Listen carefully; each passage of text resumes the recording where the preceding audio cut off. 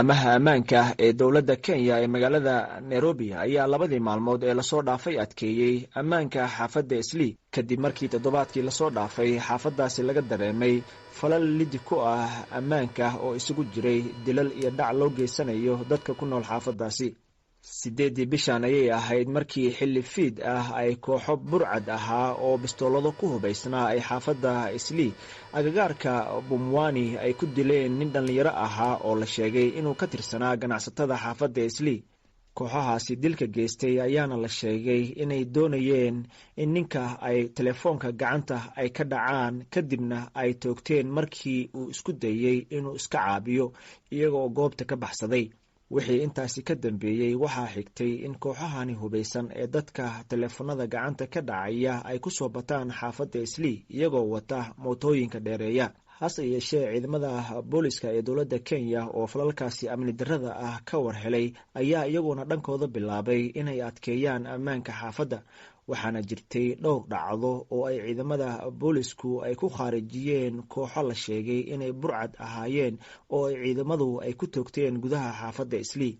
maxamed ismaaciil oo ka tirsan guddiga amniga xaafadda Eastleigh ayaa sheegaya in howlgalladan ka bilowday xaafadda Eastleigh gaar ahaana xilliyada habeenkii ee ay fulinayaan ciidamada booliska gaar ahaana kuwa qarsoon ee dowladda Kenya lagu doonayo sidii looga hortagi lahaa kooxaha burcadda ee maalmihii lasoo dhaafay kusoo badanayay xaafadda Eastleigh. guddiga amniga iyo laamaha amniga maalmahan oo dhan shirar bay lahayeen iyo qaabka looga hortagi lahaa.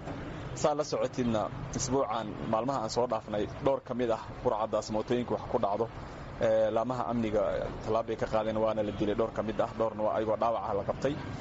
xalo ugu horreysana waa dadweynaha waa soo wareysan kartaa xaafadda luuq walba iyo waddo walba ee xaafadda waxaa la keenay ciidamo dheeri ah oo ay u badan yihiin weli ciidamo dharcad ah oo laftooda mootooyinka laftooda isticmaalayaan iyo wax la mid ah sidii amniga xaafadda lagu sugi lahaa. burcaddaas caadaysatay in ay siiba xilliyada habeenka ama subaxii hore inay dadka dhacaan tallaabo loogu qaado loo soo ciribtiro. marka dowladda way og tahay wayna la socotaa tallaabooyin waa laga qaaday amniga xaafaddana waa la sugayaa du'aalayd insha Allah.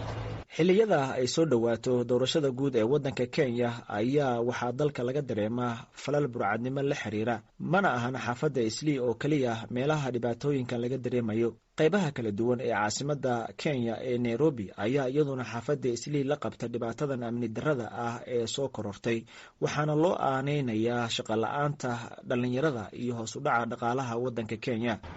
waa runtaa laakiin xaafadda Eastleigh kaliya ma ahan waa guud ahaan caasimadda oo dhan inteeda badan arrimaha burcadda siiba kuwa mootada wax ku dhaca ayaa maalmahan aad u soo batay.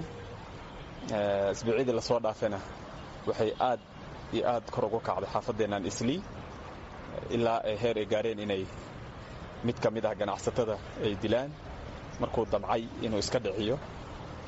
marka waa mushkilad jirto waana wax jiro inay soo bateen falka dambiyada boobka ah telefoonada iyo boorsadaha dumarka wataan iyo wixii inay dadka ka baadhaan ayagoo hubaysan oo bistoloodayn wato.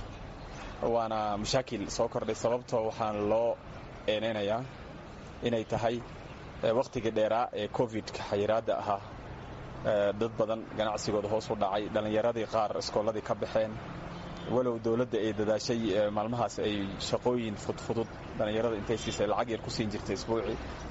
dhaqaalaha waddanka oo hoos u dhacay ay keentay shaqadaas dhallinyarada inay ka istaagto dhallinyaro badan ay shaqo la'aan tahay iyo suuqxumada iyo dhaqaale xumada adduunka oo dhan ka jirta ayaa la oran karaa ayaa sabab u ah. marka booliska iyo laamaha ammaanka ilaa hadda maxay ka qabteen dhibaatadan caasimadda ka taagan dhinaca amniga gaar ahaan xaafadda Eastleigh?